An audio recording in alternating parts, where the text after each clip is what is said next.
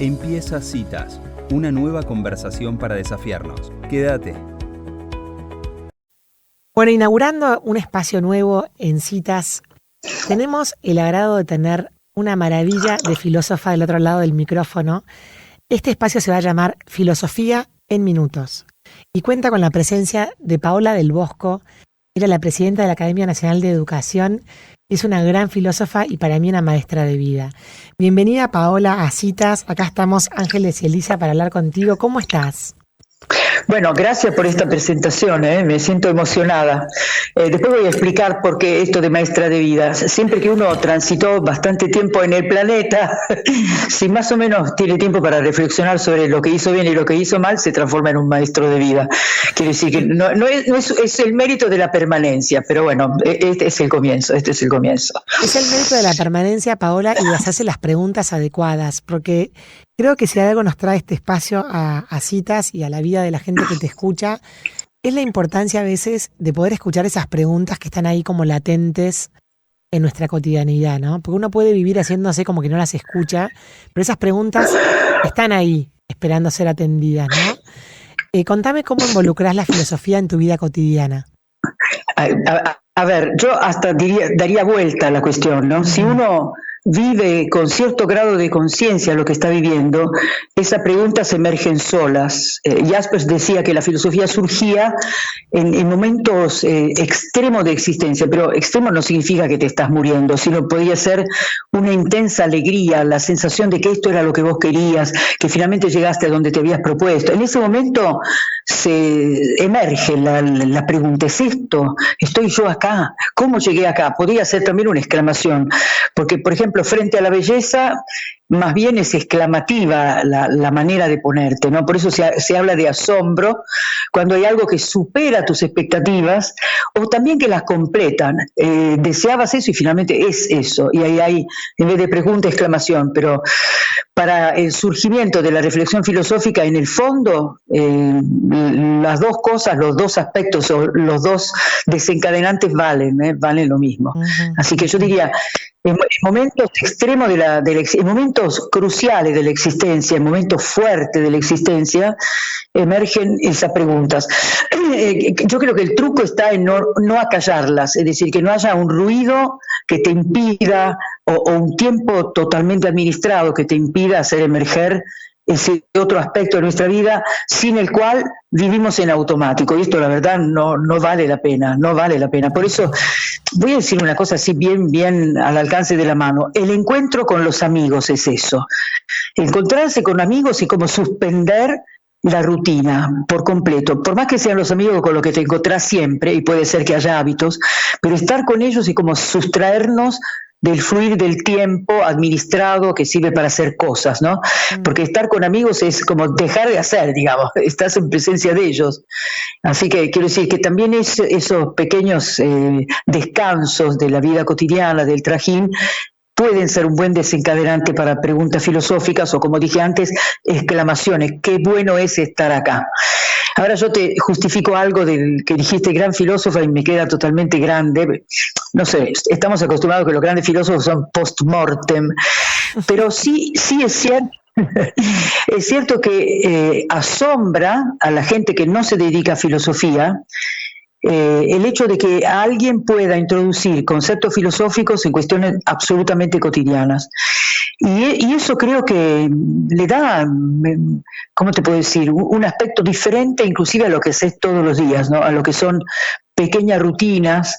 A mí me encanta desayunar, me encanta preparar el desayuno, me encanta que sean las tazas de porcelana, no sé cómo decirte, que lo estético esté presente, porque me da la impresión que nosotros también nos alimentamos de pequeñas bellezas, ¿no? Que son parte de una necesidad humana. El ser humano necesita la armonía. Así que donde todo es feo, qué sé yo, poner algún elemento estético te eleva por encima de lo brutalmente, no sé cómo decir, vegetativo, ¿no? Alimentarte para no morirte. Es ponerle algo más.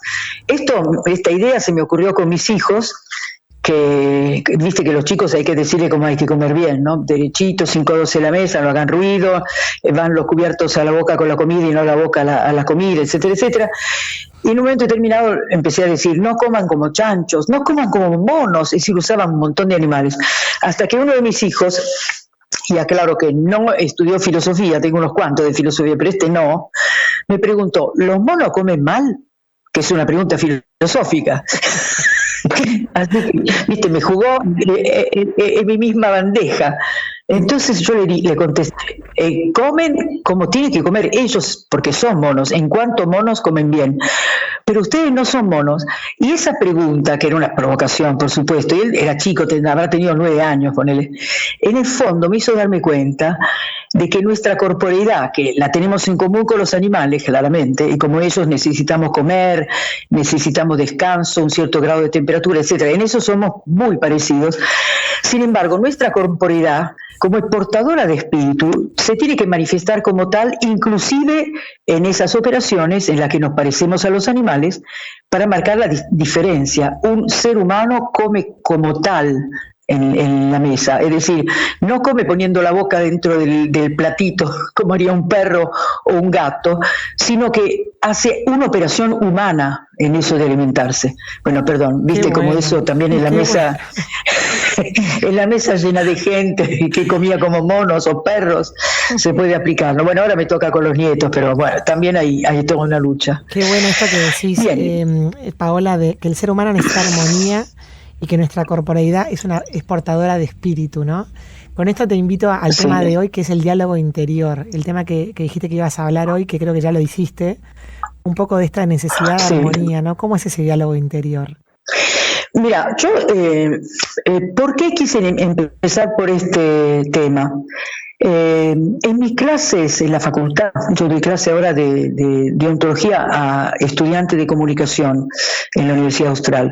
Y me doy cuenta que para abrir el tema ético es necesario que todas las personas que tengo enfrente, que son 60, 70, se den cuenta de que tienen libertad. Ellos me afirman con absoluta certeza que somos libres. Me lo decís, somos libres, como diciendo, ¿quién podría poner en duda semejante afirmación? Pero no ejercen su libertad. No se dan cuenta cuando la ejercen, no se dan cuenta que la pueden ejercer inclusive en circunstancias donde el entorno te empujaría hacia una determinada conducta y donde costaría un esfuerzo diferenciarse. Mira, yo todo lo que, ¿cómo se dice? Los conceptos abstractos me resulta mucho más fácil explicarlo con anécdotas. Se ve que es un tipo particular de filosofía. Puede ser que nunca llegue a la cima de la abstracción. Sí, nos encanta ese tipo de filosofía en este programa, Paola, porque justamente es como vemos aplicada la filosofía en minutos, ¿no? Sí, tal cual. Bueno, entonces resulta que un año habíamos escrito un libro con 2 colegas del IAE, y sobre integridad, un libro que salió muy bien, tanto que recibíamos eso que se llama las royalties, es decir, los derechos de autor, dividido 3, pero bueno, suficiente como para que yo una vez invitara a 9 miembros de mi familia, que eran algún hijo con novia, en fin, el profesor de música del colegio de los chicos, etcétera, etcétera, a un recital de Eric Clapton, que a mí me encanta, y uno de mis hijos era fanático y es el que me lo hizo conocer.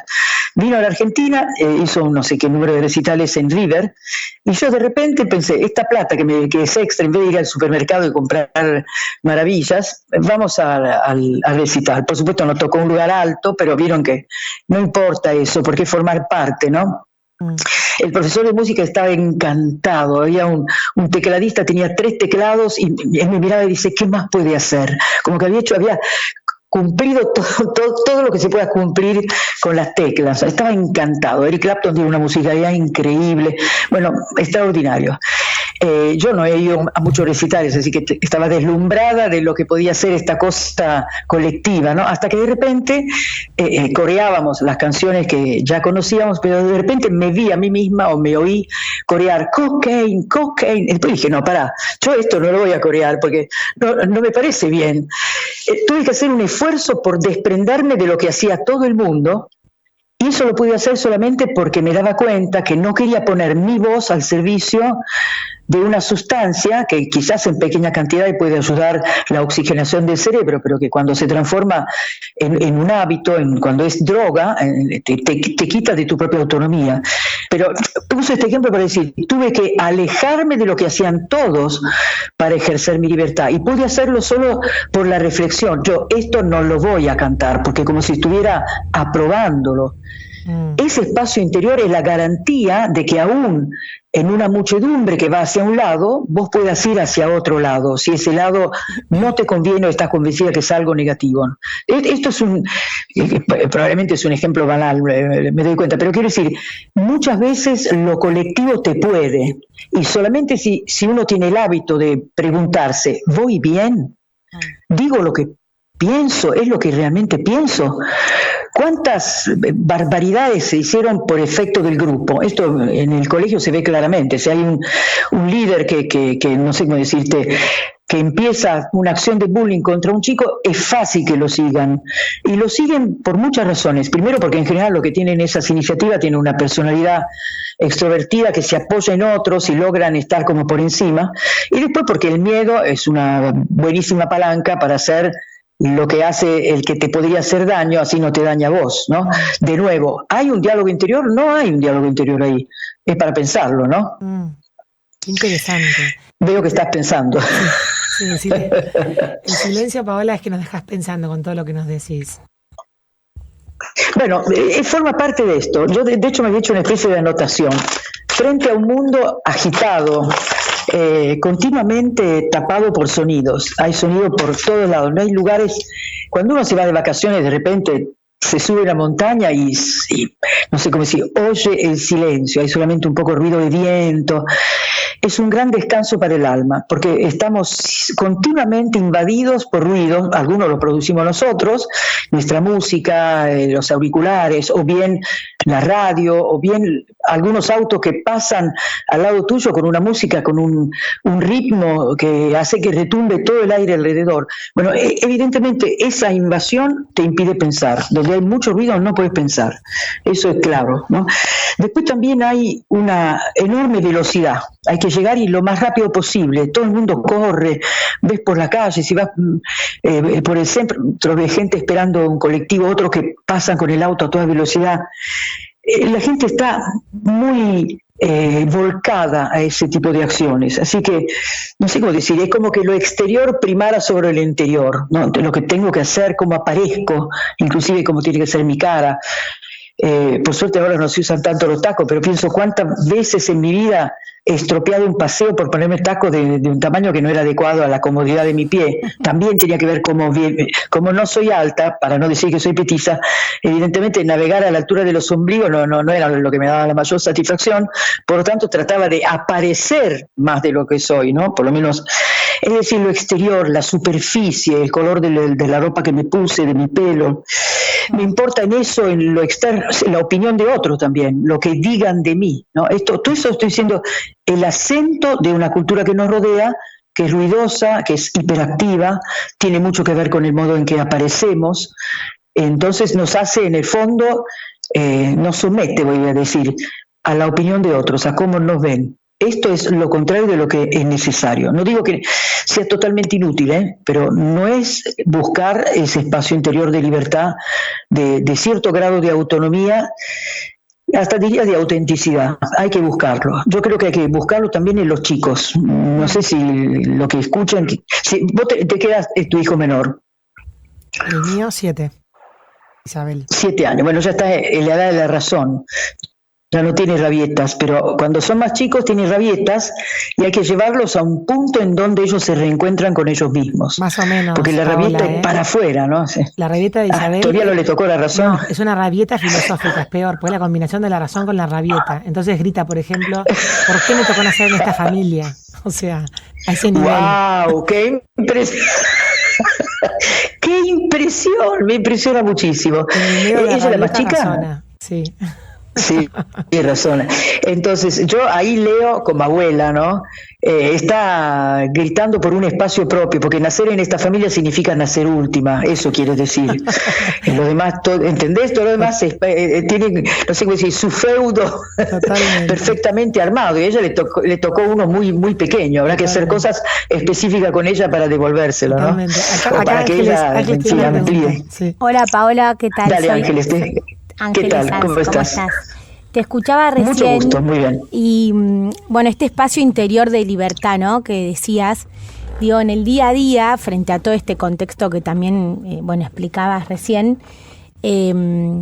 como bueno, hacerse, es un hábito, ¿no? El afinar un poco la voz interior y hacerse como el tiempo también para poder escucharse, pues yo me imaginaba en un recital, ¿no? Como tan concreto el ejemplo, darte cuenta de lo que estás cantando entre miles de personas, bueno, habla de una conciencia que viene como ejercitada, ¿no? Como vos decís, como padres enseñárselas a los chicos, pero también en el día a día ocuparnos de hacernos escuchar a nosotros mismos, ¿no? Primero, si no, no lo podés enseñar. Sí, me parece que acertaste. No sé, con tu pregunta estás mostrando que en el fondo ese espacio interior también se ensancha. Mira, te cuento como lo pinto yo en el pizarrón, no soy una gran dibujante, pero sí, lee que vos ves a las personas, todas por igual, más o menos, una altura, 1,60 m, 1,80 m, 1,90 m, dos ojos, dos orejas, etcétera, etcétera. Como un esquema que se repite. Sin embargo, el espacio interior no lo ves. Entonces yo hacía como mirado desde arriba, ves todas las cabezas, pero abajo, como abajo de la superficie, ese espacio interior puede ser más grande, más pequeño, más profundo, con más vueltas. En el fondo, nuestra personalidad se cocina ahí adentro, como te dijera, es el tamaño de la olla en donde vos te cocinás, y lo que sale a ver, voy a usar una metáfora más estética, que es la caja de resonancia. Cada uno de nosotros es como si fuera un instrumento musical, pensemos uno de cuerdas, dado que tenemos cuerdas vocales, y la caja de resonancia tiene que ver con la calidad de la madera, con el espacio, con la posibilidad de que haya vibraciones internas, y lo que sale para afuera sale enriquecido por lo que tenemos adentro. Por supuesto, como bien dijiste, es un entrenamiento que depende también de la educación que uno ha recibido. Por ejemplo, en mi caso, yo creo que lo que me ha hecho brotar el amor a la filosofía ha sido el amor por la naturaleza, que me lo hizo papá, para el cual no había insecto que no fuera sumamente interesante o reptil que no fuera digno de nuestra observación, etcétera, etcétera. Y eso me hizo crecer en un mundo muy, muy atractivo, donde no hay nada que signifique asco, rechazo, etcétera, salvo lo producido por los seres humanos, ¿no?